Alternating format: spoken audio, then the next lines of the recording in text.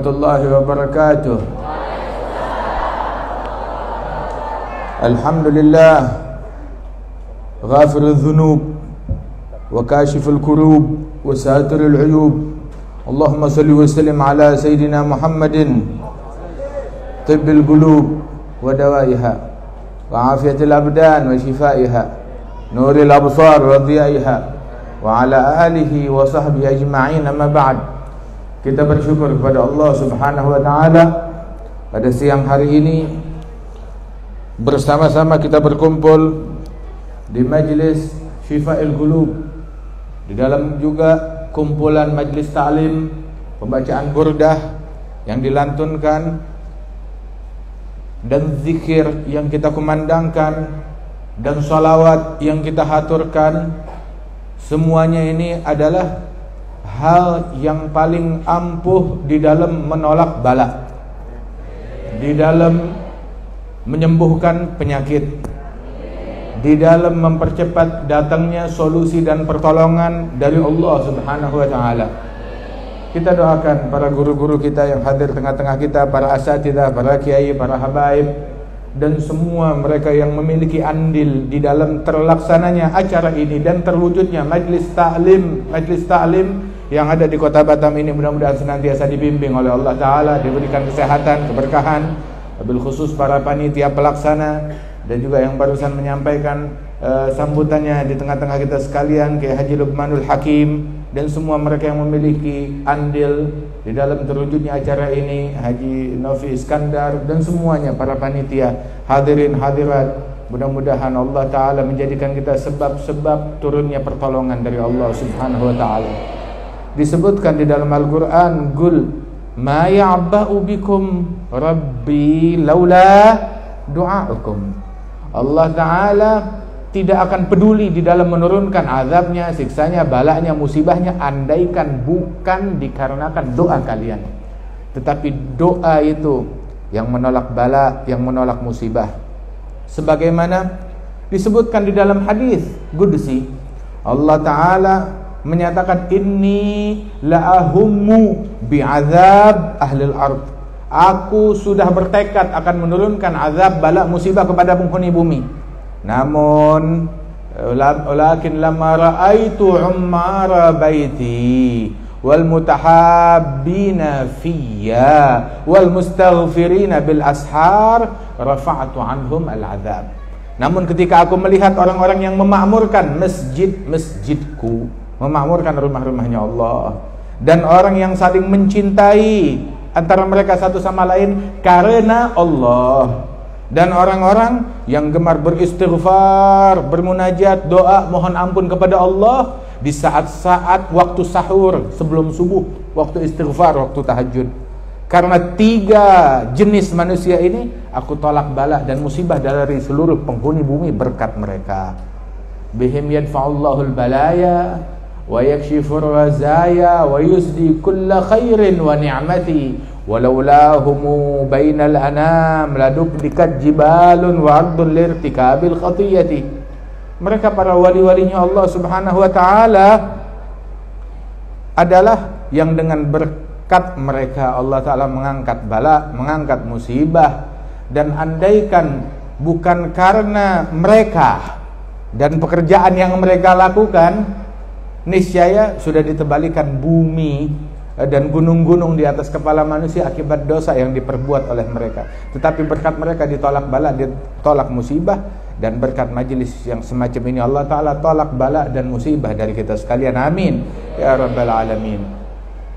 Al-Imam Al-Busiri yang kita baca burdahnya, Hadzal Imam Al-Busiri, beliau itu seorang penyair. Dari sebelum membuat burdah beliau seorang penyair. Cuma dulu syairnya sering dipakai untuk kepentingan duniawi, untuk muji-muji orang ataupun pejabat, semata-mata untuk mendapatkan keuntungan duniawi. Hingga akhirnya beliau sakit. Sakitnya nggak tanggung-tanggung, stroke, beliau sakit. Akhirnya beliau taubat, menjadi penyebab taubatnya, kembalinya beliau kepada Allah Subhanahu wa taala. Dan subhanallah, Tidak semua musibah membawa keburukan, tetapi banyak di antara musibah yang justru membawa kebaikan. Inna fil ghaibi ajaib, kam ni'am tayyal masaib, wa akhut tadbiri khaib, lam yazal fi qabdatish syakki rahin, lam yadhug 'aishal ibadus salihin. Di dalam hal yang gaib, yang kita nggak ketahui apa hikmah di baliknya, itu banyak mengandung keajaiban. Berapa banyak nikmat yang terkandung di balik musibah. Kemasannya musibah tetapi dalamnya mengandung banyak nikmat. Menjadi sebab taubatnya orang, menjadi sebab hijrahnya orang, menjadi sebab baliknya orang, menjadi penyebab ini dan itu, menjadi penyebab kebaikan menyebar di masyarakat. Berapa banyak hal yang kelihatannya musibah, bala, tetapi mengandung banyak kebaikan. Kam ni'am tayyal masaib wa akhut tadbir khaib. Orang kalau terlalu banyak, kita menjalankan sebab musabab mesti, ikhtiar mesti, tetapi kita menganggap ikhtiar segala-galanya, sebab musabab segala-galanya, nggak ada kecuali itu, harus. Orang kalau terlalu banyak antisipasi biasanya kecewa. Tetapi silakan jalankan ikhtiar, terus gantungkan ikhtiar kita kepada Allah Ta'ala, tawakal kepada Allah Ta'ala. Wa may yatawakkal 'ala Allah fahuwa hasbuh. Maka Allah Ta'ala yang handle, yang tawakal kepada Allah, Allah urus, Allah handle. Udah cukup itu. Subhanallah. Alhasil, Al-Imam Al-Busiri, beliau terkena sakit. Kemudian di situ penyebab taubatnya beliau, maka beliau banyak memuji Rasulullah sallallahu alaihi wasallam, bertawassul dengan salawat kepada Nabi, bertawassul dengan munajat, tawassul kepada Rasulullah dengan syair-syair yang berisi tawassul, pujian kepada Rasulullah, ungkapan kerinduan beliau kepada Rasulullah, hingga akhirnya disembuhkan oleh Allah Subhanahu wa taala. Kemudian juga ketika beliau pertama itu menggubah burdah, beliau bermimpi Rasulullah sallallahu alaihi wasallam. Mimpi kepada Rasul sallallahu alaihi wasallam itu beliau waktu membuat syair, tahu-tahu udah buntu, inspirasinya habis, nggak tahu apa yang harus beliau katakan lagi, hingga beliau cuma sampai kepada syair-syair awal dari burdah, wa mablaghul ilmi fihi annahu basyarun. Puncak pengetahuan seseorang tentang Nabi, beliau adalah manusia. Terus mau ngelanjutinnya bingung, putus. Cari wazan yang ini nggak ketemu, cari kalimat yang ini nggak nyambung, bingung. Habis sudah kehilangan inspirasi. Tahu-tahu malamnya mimpi Rasulullah. Rasulullah bilang, baca syairmu. Subhanallah, dibacakan syairnya dari awal sampai bagian yang beliau terputus inspirasinya di situ. Kemudian begitu dia terputus, dia berhenti, cuma sampai sini, sepotong doang. Maka Rasulullah bilang, lanjutin. Satu kalimat ditambahkan dari Rasulullah, wa annahu khairul khalqillahi kullihimi. Dan bahwasanya beliau adalah walaupun manusia, namun beliau sebaik-baiknya makhluknya Allah Jalla Jalaluhu Ta'ala Ta'zamatuh. Terbangun, dilanjutkan sampai akhir. Subhanallah, terbuka inspirasinya beliau hingga selesai daripada burdah tersebut. Dan begitu dia mengubah burdah itu, sembuh mimpi Nabi Muhammad, terus sembuh penyakitnya. Dihabiskan umurnya untuk memuji kepada Rasulullah sallallahu alaihi wasallam. Ada Imam Al-Busiri, kuburannya di mana namanya Iskandariyah. Di sana waktu itu kita sempat berziarah bareng bersama guru kami Al-Habib Umar bin Muhammad bin Salim bin Hafidh Ibn Syekh Habib Bakar bin Salim. Mudah-mudahan Hai Umar suatu waktu bisa datang ke sini, ke Batam, amin ya rabbal alamin. Alhasil, itu yang dilakukan oleh Imam Busiri. Beliau sembuh dengan berkat burdahnya beliau. Nah lantas para ulama, Syekhana Al-Habib Zain bin Sumaid, beliau bilang sebenarnya syairnya Busiri lebih tepat disebut bur'ah, bukan burdah. Yang lebih pas disebut burdah itu bukan syairnya Busiri, tapi syairnya ada satu sahabat Nabi yang namanya Ka'ab bin Zuhair. Ka'ab bin Zuhair dulu juga badung. Dia mengutarakan syair-syair untuk memprovokasi massa, memusuhi Nabi Muhammad. Syairnya ngajak berantem. Syairnya memprovokasi, syairnya caci maki. Hingga beliau ini, Ka'ab bin Zuhair, sebelum masuk Islam, termasuk orang yang dicari dalam daftar pencarian orang, diburu. Ketika Fatah Mekah, beliau kabur, nggak ketemu tempat buat melarikan diri. Terus dia ngelihat bagaimana akhlaknya Nabi. Nabi memberikan maaf kepada semua orang. Dia berharap ini akhlak sih bukan akhlak manusia biasa, ini akhlak seorang Nabi dan Rasul utusan Tuhan. Maka dia tertarik, terbuka dalam hatinya, mau masuk Islam, mau dekat sama Nabi Muhammad. Tapi kalau dia dekat, bisa dipotong takutnya nih. Kenapa? Sebab dia masih dalam status daftar pencarian orang. Maka dia datang kepada Rasulullah dengan bermasker.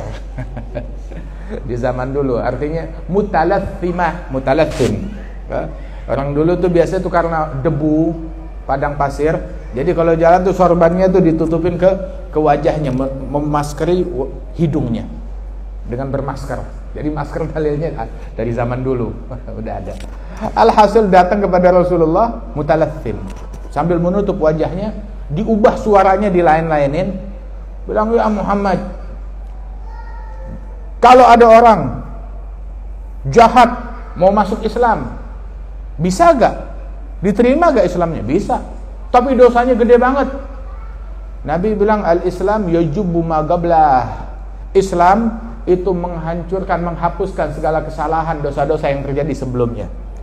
Walaupun itu orang jahatnya seperti, ada penjahat ulung tuh namanya Ka'ab bin Zuhair. Walaupun jahatnya seperti dia, yang walaupun seperti dia, kalau masuk Islam diampunkan oleh Allah Ta'ala. Oh gitu, ya udah dah, saya mau masuk Islam, kata tuh orang. Masuk Islam, asyhadu an la ilaha illallah, asyhadu anna Muhammadar Rasulullah. Begitu masuk Islam dibuka mukanya, dan saya adalah Ka'ab bin Zuhair. Sahabat heboh, bangkit. Oh ini orang yang kita cari. Nabi bilang, ya udah masuk Islam, jangan diganggu. Subhanallah. Hingga akhirnya Ka'ab bin Zuhair mengutarakan, menggubah sebuah syair secara spontan di depan Rasulullah. Di majlis itu langsung dia bikin syair, ya Rasulullah, izinkan aku memuji engkau. Langsung keluar syair Banat Su'ad. Itu saya mendengar kalau Rasulullah adalah orang pemaaf, itu maafnya Rasulullah yang menggugah hati saya untuk datang minta maaf dan masuk Islam. Dalam syair itu dia sebutkan pujian untuk Nabi Muhammad sallallahu alaihi wasallam. Hingga Nabi mendengar syair Ka'ab bin Zuhair, tahu apa yang Rasulullah lakukan? Bergembira. Emang Nabi senang dipuji? Bukan masalah senang dipujinya. Tetapi ketika orang ini memuji Rasulullah, artinya nih iman udah masuk ke dalam hatinya, sampai cinta betul, kelihatan dari cintanya. Nabi girang dengan cintanya dia kepada Nabi Muhammad, yang membuktikan dia udah mencapai hakikat iman. Girangnya Nabi bukan dipuji, tetapi girangnya Rasulullah dengan hakikat keimanan, kualitas iman yang dimiliki oleh orang tersebut. Sebab la yu'minu ahadukum hatta akuna ahabba ilaih, enggak beriman salah seorang kalian hingga aku menjadi orang yang paling dia cintai. Saking girangnya Rasulullah, Nabi ambil sorbannya, dilemparkan kepada Ka'ab bin Zuhair. Ambil ini, dihadiahkan oleh Nabi Muhammad kepada Ka'ab bin Zuhair. Burdah, namanya burdah. Burdah itu sorbannya Rasulullah SAW. Diterima oleh Ka'ab bin Zuhair. Itu Al-Habib Zain bilang, makanya benarnya syairnya Ka'ab bin Zuhair itu lebih pas disebut burdah. Syairnya Busiri, burdahnya Busiri, lebih pas disebut bur'ah. Apa itu bur'ah? Kesembuhan. Sebab berkat syair yang dikumandangkan oleh Busiri, sembuh langsung, jadi obat. Makanya syairnya lebih pas disebut bur'ah. Nah terus kenapa dinamakan burdah? Busiri mimpi Rasulullah sallallahu alaihi wasallam. Dia bacakan syairnya di hadapan Rasulullah, terus Rasul menghadiahkan dalam mimpi. Orang mau mimpi bebas, jangan komplain sama mimpinya orang. Dikasih oleh Nabi Muhammad sorbannya dalam mimpi, pakai ini. Saking girangnya tuh orang Arab tuh, kalau girang sama sesuatu, dia kasih pakaian yang dia punya kepada orang yang dia cintai. Nih pakai, diberikan sorbannya Rasulullah, burdahnya Rasulullah, hingga syairnya itu disebut burdah. Kemudian syairnya Busiri ini, burdahnya luar biasa dikenal di masyarakat. Dasar memang orangnya ikhlas, nyebar syairnya kemana-mana. Bayangin berapa ratus tahun tuh Burdah di Mesir dibaca, di Mekah dibaca, di Madinah dibaca, di Maroko dibaca, di Suriah dibaca, di Indonesia dibaca, di Singapura, di Malaysia, sampai kita ke Papua dibaca. Di Papua dibaca Syair Imam Busiri, di Afrika dibaca, semuanya kenal Burdah. Terus Busiri dia senang dengan syairnya. Ibunya bilang, kamu muji Nabi Muhammad? Iya. Senang sama Nabi Muhammad? Iya. Kamu hormat kepada Nabi? Iya. Kenapa kok syair kamu akhirnya belakangnya kasrah semua, khafad semua? Artinya tuh barisnya di bawah semua. Kan Nabi di atas, marfu'.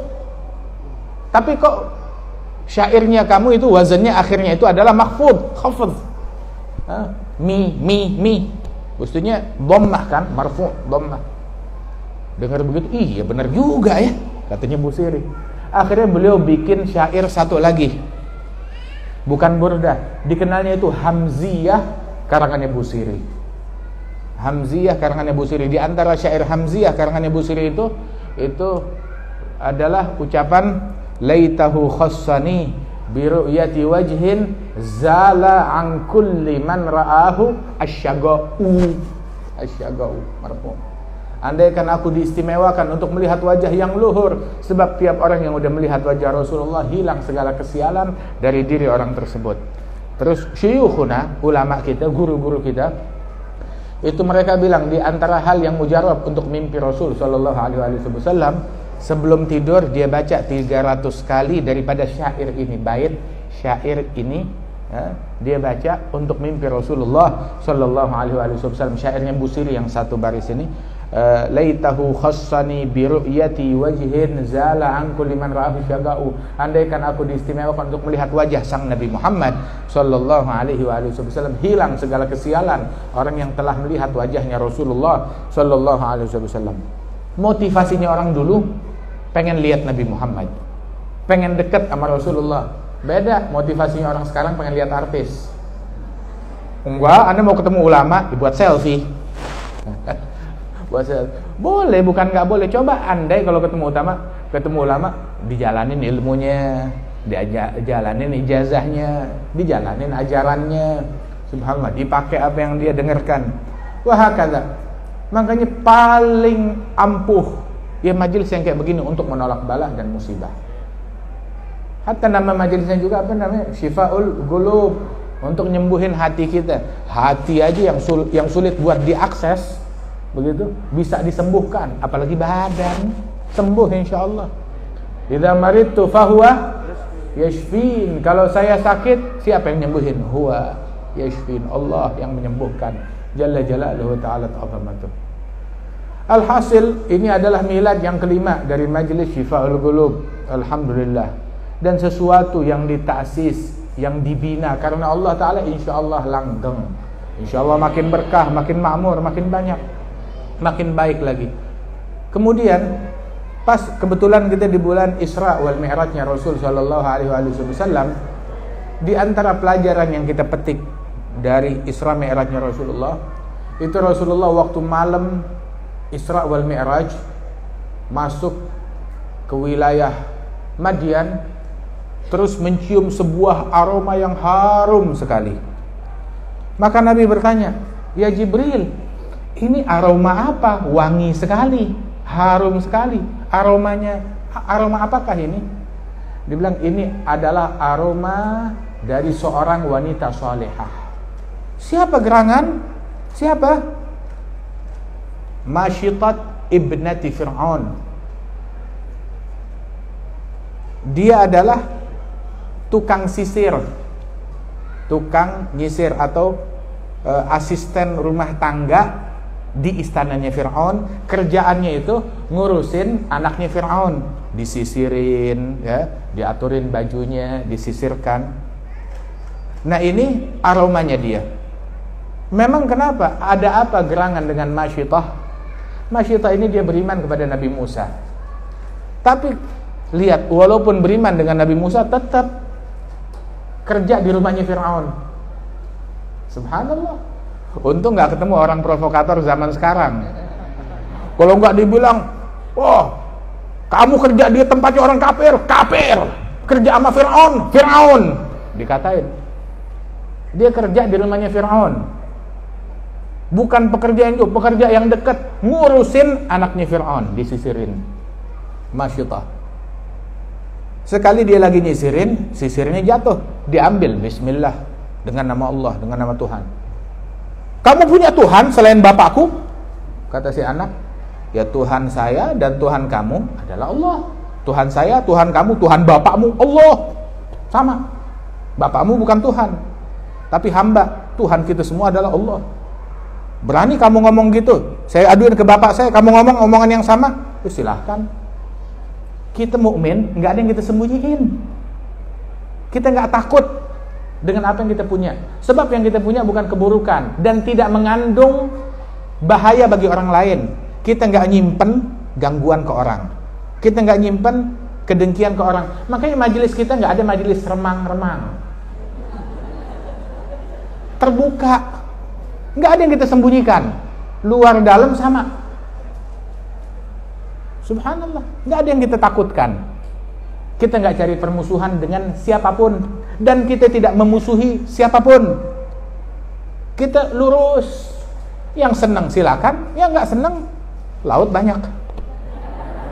Air laut banyak, silakan diminum. Bilang silahkan, saya nggak ada ngomong yang salah. Sampaikan ke dia. Disampaikan ke Fir'aun. Oh, nah ini provokator berawal dari sini nih. Begitu, makanya yang suka provokator jangan-jangan punya hubungan sama anaknya Fir'aun. Disampaikan, dilaporkan ke abahnya, ke Fir'aun. Bilang, berani kamu ngambil Tuhan selain aku? Bilang, Tuhan saya, Tuhan kamu adalah Allah. Katanya Masyitah, tukang sisir. Akhirnya keluar dari agama kamu atau saya habisin kamu sekeluarga. Silahkan. Memang orang kafir ya dan musuh-musuhnya Allah paling jauh, paling hebat yang bisa mereka lakukan ngebunuh, itu doang. Mengintimidasi ya, dengan ayo boykot dari sisi duniawi atau habisin, bunuh, itu doang. Nggak bisa lebih dari itu. Dikiranya dengan ngambil nyawa kita, mereka mengambil kemuliaan kita. Dengan ngatain kita, mereka merenggut kemuliaan kita. Dengan memboikot kita, mereka mengambil segala kemuliaan dari kita. Enggak. Dikiranya kemuliaan dari materi, begitu, ambil. Maka dikumpulkan keluarganya Masyitah, dinyalakan sebuah minyak panas di atas api yang membara sampai mendidih itu minyak, dimasukin suaminya, dilempar, mati. Anaknya yang besar satu persatu mati semuanya. Hingga masih ada satu anak lagi masih nyusu, disusun oleh Masyitah. Kemudian bilang, ayo kamu gak mau beriman, sekarang kamu masuk bersama anak kamu, lemparkan anak kamu. Maka dia gak tega, keluar air mata, dia gak tega, anak saya masih kecil. Tahu-tahu si anak yang lagi nyusu ini, dia cabut susuannya, dia bilang kepada ibunya, ya ummi ga'i wala tadaga'asi, sebagaimana dalam Sahih Bukhari, wahai ibuku, loncat, masuk, jangan mundur, jangan takut, jangan khawatir. Begitu, langsung loncat. Itu kata Nabi Muhammad, itu yang dirasakan oleh Masyitah, itu seperti gigit, nggak berasa apa-apa. Masuk, nggak berasa apa-apa, langsung meninggal dunia. Habis, sudah, selesai. Mana Fir'aunnya, nggak disebut. Celaka, hina sampai hari kiamat, nggak disebut dengan kemuliaan. Tenggelam, minum air laut tuh Fir'aun. Adapun Masyitah, aromanya setelah ribuan tahun masih tercium oleh Rasulullah. Sampai di Batam masih disebut nih hari. Masih disebut. Kalau disebut tentang Isra wal Mi'raj, terngiang-ngiang bagaimana kemuliaan Masyitah, yang tukang sisirnya itu. Subhanallah.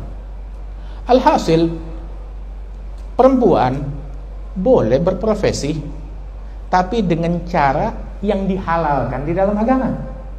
Silakan.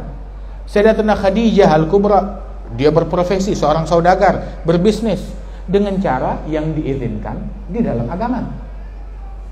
Tidak melakukan hal yang diharamkan oleh Allah Subhanahu wa taala. Silakan mau berbisnis, mau berprofesi, mau berdagang dengan cara yang baik. Begitu juga Masyitah, beliau juga bekerja. Kemudian juga ada lagi ibunya Nabi Musa, beliau bekerja menjadi pengasuh di rumahnya Fir'aun, menjadi pengasuh sekaligus nyusuin, dan terima gaji dari Fir'aun. Siapa yang disusuin? Anaknya sendiri. Nabi Musa itu waktu lahir, itu semua bayi laki-laki mau dibunuh. Alhasil tuh kayak ada ganjil genap juga. Di sini nggak ada ganjil genap. Kalau di Jakarta tuh ada ganjil genap. Jadi ada hari ganjil apa hari genap. Kalau yang lahir bayi laki-laki di hari ganjil atau genap, nah itu dibunuh. Ntar hari yang ini dibiarin. Begitu. Jadi selang-seling dari bayi kalangan Bani Israel. Tetapi kehendak Allah pasti terjadi, nggak bisa dihalang-halangin takdirnya Allah Subhanahu wa taala. Wan nas qadimun li qada wa qadar. Lahir Nabi Musa di hari yang mestinya dia dimatikan, dibunuh. Allah Ta'ala bilang, wa auhayna ila ummi Musa, kami wahyukan kepada ibunya Nabi Musa. Kami bilang kepada ibunya Nabi Musa, an ardi'i, susuin, jangan takut. Kalau udah takut, udah mentok takut, idza khifti alaih, kalau kamu takut, maka fa'algihi fil yam. Sayang anak, takut anaknya kenapa-napa, apa yang dilakukan? Selamatin, ya kan, menurut akal. Tapi Allah Ta'ala bilang, kalau kamu takut nggak bisa ngasuh sendiri, kamu takut, hanyutin di laut, kita yang urus. Dihanyutkan, suruh hanyutkan di sungai. Takut anak saya kenapa-napa, hanyutkan di sungai. Jadi ada dibikin kayak apa namanya, perahu kecil gitu, taruh bayinya di situ, hanyutkan di sungai. Inna raduhu ilaihi, kami bakal balikan ini anak kepada engkau. Dia hanyutkan. Kemudian nyampe itu perahu, tahu kemana? Ke istananya Fir'aun.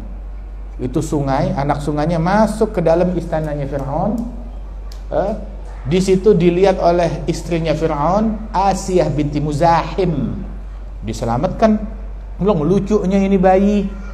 Terus Asiyah menjadi wanita mulia. Kenapa? Dengan cintanya kepada Nabi Musa.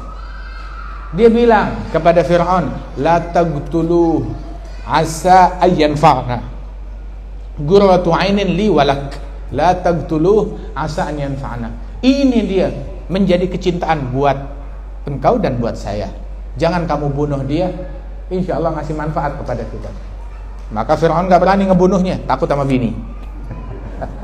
Awalnya, tapi akhir-akhirnya juga bininya dijemur juga, dipaku juga sampai mati. Alhasil tumbuhlah Musa di rumahnya Fir'aun. Kemudian dicari siapa yang bisa nyusuin. Saban disodorin tukang susu, nggak mau nyusu, nggak mau makan, nangis. Akhirnya dia bilang ada satu orang yang bisa nyusuin. Kata kakaknya Nabi Musa yang ngikutin dari kejauhan. Siapa? Diunjukin nih ibunya Nabi Musa. Nih ibu saya. Dia baru kelahiran bayi, bayinya mati, bayinya hilang. Akhirnya dibawa, disusuin. Nah ini anaknya saya. Subhanallah, lihat berapa banyak musibah, kemasannya musibah tapi dalamnya mengandung nikmat. Ibunya Nabi Musa, dia nyusuin anaknya sendiri dalam keadaan aman, tidak ketakutan, di istananya Fir'aun, di sofa, dapat duit digaji, dapat tunjangan penuh. Subhanallah. Fir'aun berusaha matiin, cari, bunuh. Siapa nih yang bakal meruntuhkan kekuasaan saya? Begitu. Dalam rumahnya sendiri dibayarin, diasuh, ditunjang tanpa dia sadari. Hingga menjadi kerugian, kebinasaan bagi orang-orang yang zalim. Waliyadzubillah. Alhasil, pelajaran yang bisa kita petik di sini, bahwasanya bagaimana seseorang dalam kondisi apapun tetap dia bisa taat kepada Allah Subhanahu wa taala. Masyitah posisinya sebagai karyawan di rumahnya Fir'aun, tetapi dia nggak nelantarin ajarannya Allah Ta'ala walaupun dimanapun dia ditempatkan, tanpa menjilat, tanpa berkata kasar, seimbang. Begitu juga Asia binti Muzahim menjalankan perannya, cinta, pembelaan kepada Nabi Musa, hingga dia beriman kepada Nabi Musa, dan berujung disiksanya beliau hingga terbunuh mati karena disiksa oleh Fir'aun. Tetap teguh dan tidak berkata kasar. Dan lihat, walaupun dengan segala kejahatan Fir'aun kepada Asia binti Muzahim, nggak ada tuh Asia bilang, gue minta cerai sama lu. Nah, suami mana yang lebih jahat dari Fir'aun? Coba. Tapi kita nggak baca tuh di Quran Asia minta cerai, minta talak sama Fir'aun. Nggak ada. Disabarin sampai segitunya. Kemudian juga ibunya Nabi Musa, dia jalanin profesinya, merawat, mengasuh Nabi Musa di rumahnya Fir'aun, beribadah kepada Allah Ta'ala di rumahnya Fir'aun. Begitu juga Nabi Musa, hingga akhirnya berjalan takdir dan ketentuan dari Allah Subhanahu wa Ta'ala dengan ditenggelamkannya Fir'aun. Dan juga satu pelajaran, kita jangan menghakimi orang dari zahirnya. Zahirnya, wah bininya Fir'aun, ini pasti di neraka. Padahal itu di surganya yang tertinggi disiapkan oleh Allah Ta'ala. Disebut kisahnya dalam Al-Quran. Masyitah, tukang sisir, anaknya Fir'aun. Wah, ini pegawainya Fir'aun, anteknya Fir'aun. Jangan sembarangan kita tuh memvonis orang. Kita da'i ilallah, ngajak kepada Allah. Kita da'i, ngajak, bukan memvonis, bukan menghakimi. Hubungan orang antara dia dengan Allah kita nggak tahu.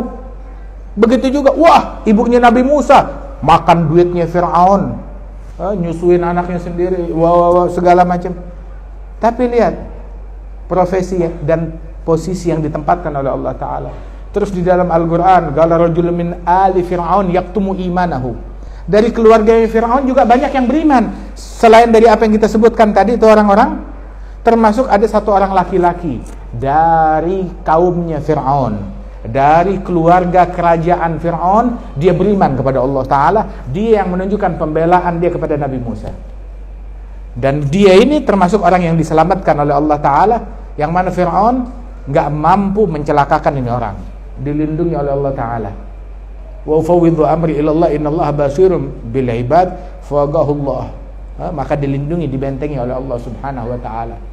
Alhasil, ayo kita hadir pengajian, kita pengen hati kita sembuh dan badan kita sehat. Kita pengen badan sehat, hati juga sehat. Mau hati sehat, jangan dengki sama orang, jangan benci sama orang, jangan iri, jangan hasut. Tiap ada orang dapat nikmat, wah kok dia yang dapat, saya nggak dapat. Kok dia dapatnya lebih banyak, saya enggak. Kok dia dapat rezeki, saya enggak. Kok dia dapat ini. Jangan iri sama orang, jangan benci sama orang, jangan dengki kepada sesama manusia. Cintai semua orang, kasihi semua orang. Begitu. Ada syifa'ul qulub. Kemudian juga orang yang hadir majelis, ayo kaum wanita harus makin bakti kepada orang tua, bakti kepada suami. Tahu emang suami kadang kalau suaminya baik, rapi, suaminya bandel. Sebandel-bandelnya suami kita nggak sebandel Fir'aun, ya kan? Sejahat-jahatnya laki kita nggak sejahat Fir'aun. Akan tetapi cari pahala di dalam sabar di situ. Sabar emang, begitu. Banyak orang laki juga komplain sama bininya, sama banyak bini komplain sama lakinya juga. Asal kita tahu, suami kita bukan malaikat. Ternyata suami kita manusia biasa, banyak salah. Kita bukan kawin sama malaikat. Begitu juga suami harus tahu, istri kita bukan bidadari, punya kekurangan, banyak kekurangan. Mau cari yang sempurna, nggak ketemu di dunia. Ada orang mau cari yang sempurna, mau cari pasangan yang sempurna, akhirnya nggak kawin-kawin. Tetapi cinta itu terima kekurangan, dan seiring berjalannya waktu, berusaha untuk memperbaiki diri.